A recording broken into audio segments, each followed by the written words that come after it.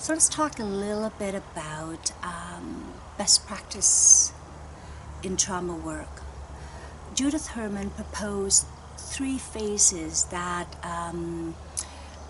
trauma must move through in order to provide effective recovery and support for client.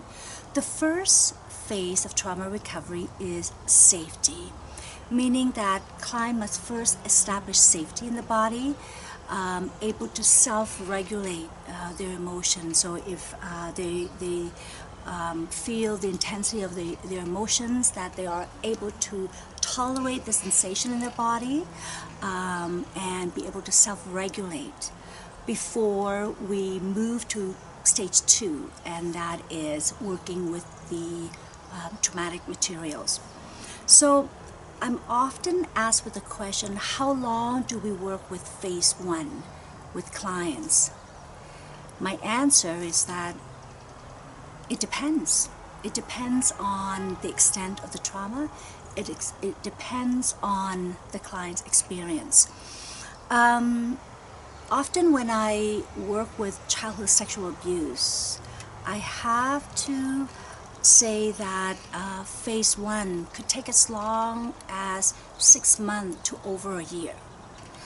Because when one experiences violation and abuse at an early age, so let's say 6 or 7 years old, or sometimes even younger,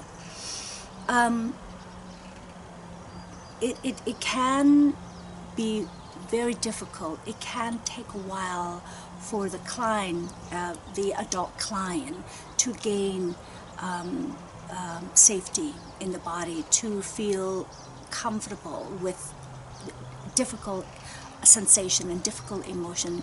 It can be quite challenging, or it takes some time to self-regulate. If for most of their life they feel discomfort, for most of their life they've numb, shut down, and repress their experience. So it can take quite some time to establish safety. So that has been my experience when working with childhood sexual abuse. So it can take as long as 6 months. I think the longest I worked with stage 1, I would say almost 2 years, right? Now that doesn't mean that we've, never journeyed into the traumatic past.